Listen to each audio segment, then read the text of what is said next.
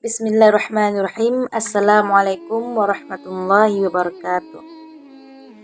Alhamdulillah, alhamdulillahirabbil alamin, wa bihi nasta'in ala umurid dunya waddin, amma ba'du. Alhamdulillah, Allah masih memberikan kepada kita nikmat kesehatan dan kesempatan sehingga kita dapat melakukan aktivitas sehari-hari. Dan syukur alhamdulillah, sampai saat ini Allah masih memberikan kepada kita kesempatan untuk memperbaiki diri kita agar selalu di jalan Allah Subhanahu wa taala.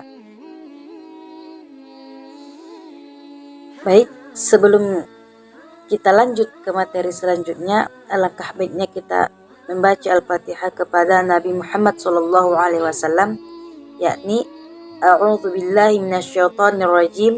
Bismillahirrahmanirrahim. Alhamdulillahirabbil alamin, arrahmanir rahim, maliki yaumiddin. Iyyaka na'budu wa iyyaka nasta'in. Ihdinas siratal mustaqim, siratal ladzina an'amta 'alaihim ghairil maghdubi 'alaihim waladdallin. Amin amin ya rabbal alamin. Allahumma shalli ala sayyidina Muhammad wa ala alihi sayyidina Muhammad. Baik, kita akan melanjutkan materi kita yang akan kita bahas pada kesempatan kali ini. Untuk sahabat-sahabat, bagaimana kabarnya? Mudah-mudahan kita selalu diberi Allah Subhanahu wa taala umur yang berkah dan selalu berada di jalan Allah Subhanahu wa taala. Amin amin ya rabbal alamin. Oke, para sahabat-sahabat, di video sebelumnya saya sudah menjelaskan tentang dahsyatnya sujud terakhir dalam sholat. Dan pada kesempatan kali ini saya akan menerangkan tentang cara bersyukur dengan baik. Sebelum saya memulai materi kita ini, sebelum kita memulai pelajaran kita ini, seperti biasanya kita mencari amal jariah. Jangan lupa like, share, dan subscribe supaya sahabat-sahabat tidak ketinggalan amalan atau video selanjutnya. Nah, baik, kita akan memulai materi kita dengan mengucapkan Bismillahirrahmanirrahim. Untuk para sahabat, saya mau bertanya, apakah hari ini kita sudah bersyukur? Kita kerjakan, apakah kalian itu sudah bersyukur kepada Allah? Nah, jika belum, tidak apa-apa, masih ada waktu untuk besok untuk kita memperbaiki diri kita. Kenapa diharuskan, kenapa tema kita pada kali ini adalah tentang bersyukur? Karena di dalam kehidupan sehari-hari yang saya lihat, kita itu kayaknya banyakkan mengeluh. Kita lebih banyak mengeluh daripada bersyukur. Padahal bersyukur itu mudah. Cuma mengucapkan Alhamdulillahirabbil alamin. Dengan kita mengucapkan Alhamdulillahirabbil alamin, kita sudah bersyukur kepada Allah. Dengan mengucapkan itu, kita sudah menikmati pemberian Allah, sudah menikmati pemberian Allah kepada kita, dan kita tuh harus bersyukur. Arti bersyukur itu berterima kasih. Jadi ini misalnya, kalau kita berterima kasih kepada manusia, jawabannya misalnya saya berterima kasih kepada si ini. Terus si ini menjawab, ya sama-sama. Tapi kalau kamu berterima kasih kepada Allah Subhanahu wa taala, ya Allah, terima kasih atas nikmat yang kau berikan kepadaku pada hari ini dan pada hari yang lalu. Dan saya meminta, ya Allah, tolong ini. Kita mempunyai hajat. Sesudah kita berterima kasih, kita meminta lagi, pasti diberikan. Tapi jika kita meminta kepada manusia, setelah kita berterima kasih belum tentu dikabulkan, belum tentu diberikan. Tapi beda dengan Allah. Ketika kita bersyukur dan berterima kasih kepada Allah, dan pada saat itu juga kita meminta kembali, ya Allah, aku meminta kepadamu, berilah aku umur yang berkah, berilah aku rezeki yang berkah, akan dikasih. Dengan apa? Bersyukur. Kan arti bersyukur itu berterima kasih. Kita sering berterima kasih kepada manusia. Kenapa kepada Allah tidak? Dalam sehari cukup 1 kali. Kalau tidak bisa setiap saat apa yang kita kerjakan itu mengucapkan Alhamdulillah. Alhamdulillah aja dalam sehari itu cukup sekali.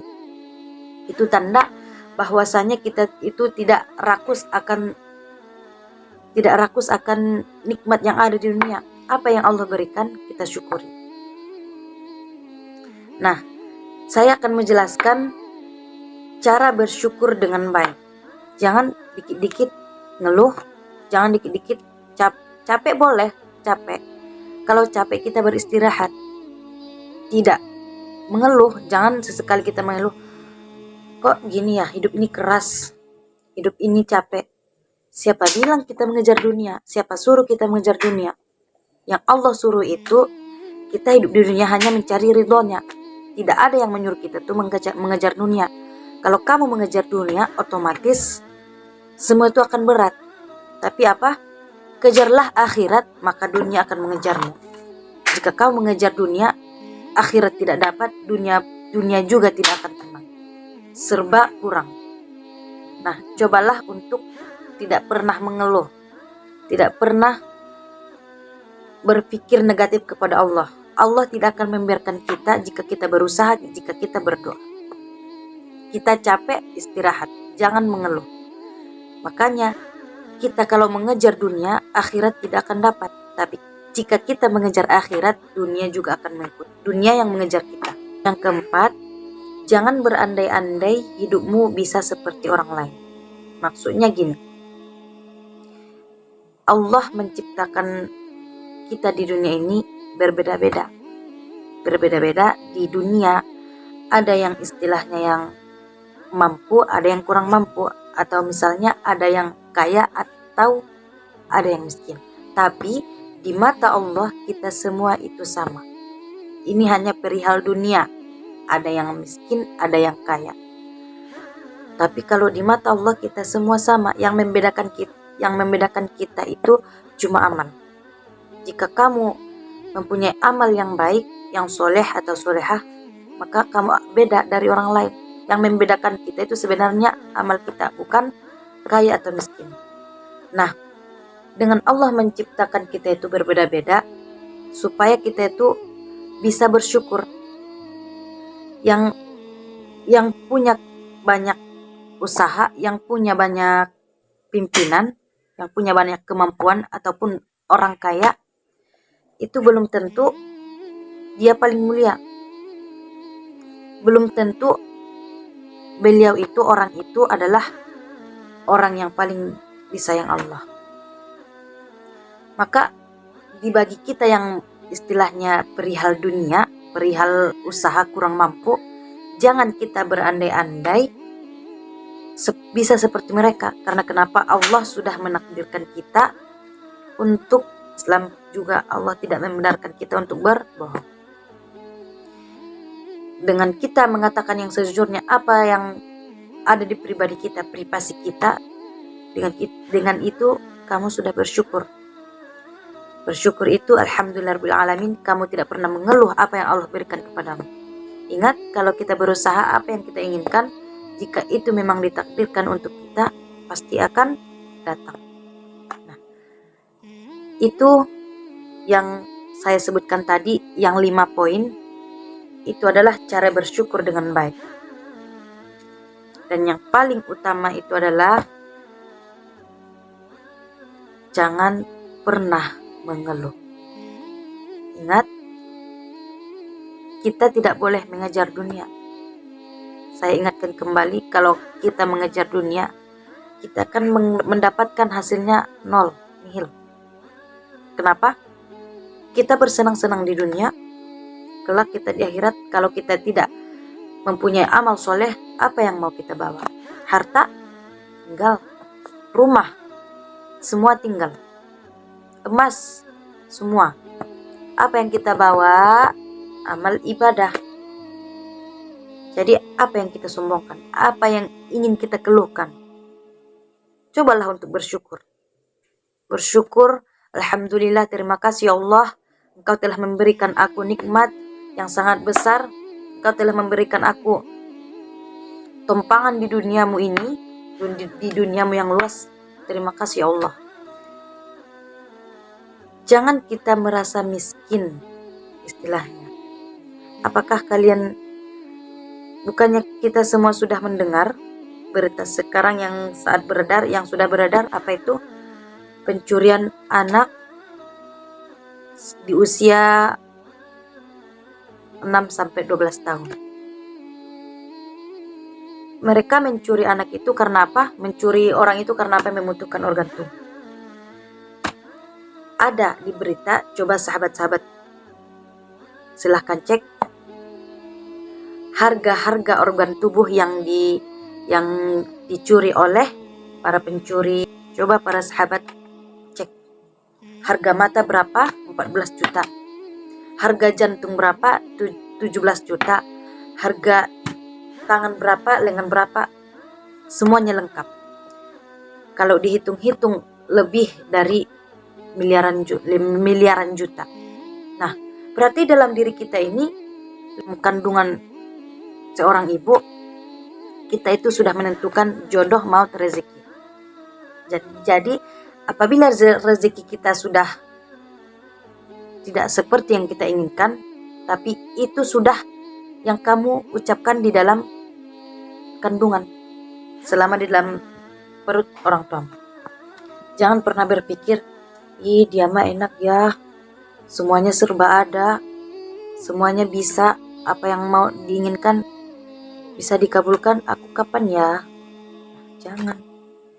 Itu tandanya kita tidak bersyukur. Tidak boleh begitu. Jangan kita pernah bermimpi untuk membeda-bedakan dirimu dengan orang yang mampu. Karena di mata Allah kita semua itu mampu. Tinggal lagi, jika kamu ingin seperti dia, berusaha. Tapi kalau ingin terucap dari bibir kita, kapan ya gini. Tidak. Caranya bukan begitu. Jika kamu ingin sukses, jika kamu ingin seperti dia, maka berusahalah, berdoalah. Jika memang di dalam kandungan kamu minta takdirmu itu baik, mapan di dunia, pasti akan tercapai. Tapi dengan syarat, jangan mengeluh. Kamu ingin seperti dia, misalkan,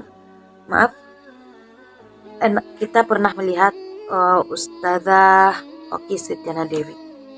Saya juga pengen, maksudnya saya kagum kepada seorang ustazah yaitu Oki Setiana Dewi.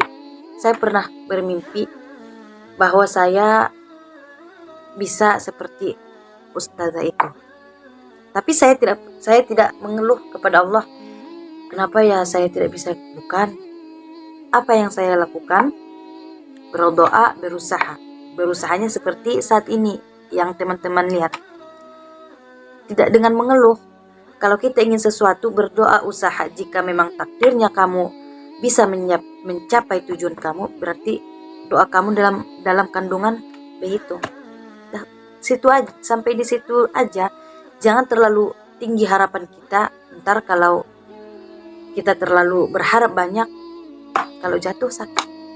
Itu. Saya juga punya impian, cuma dengan usaha, berdoa, udah ikhtiar. Jangan dengan mengeluh. Kenapa ya nasib aku gini. Jangan. Dengan berusaha dan doa, insya Allah apa yang kamu inginkan, jika memang itu takdirmu, pasti jadi kita mengakuinya kepada orang lain itu istilahnya agak malu. Kita misalnya ditanya, ada orang lain bertanya kepada kita, kamu tinggal di mana? Pekerjaan kamu apa? Pekerjaan orang tua kamu apa? Nah, pertanyaan yang seperti ini sering sekali kita dengar dari orang lain. Lalu jangan kita malu untuk menjawabnya. Misalkan kita ini orang tua kita hanya pekerja tani atau sawah, tapi kita malu untuk menjawabnya.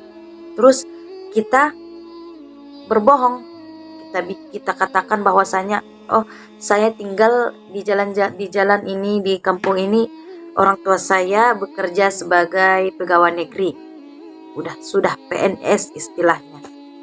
Tapi yang sebenarnya orang tuanya hanyalah seorang petani, tapi dia mengaku kepada orang lain bahwasanya orang tuanya dia itu seorang pegawai negeri. Karena apa? Karena dia malu. Nah, ini salah satu kita tidak bersyukur apa yang Allah berikan kepada kita.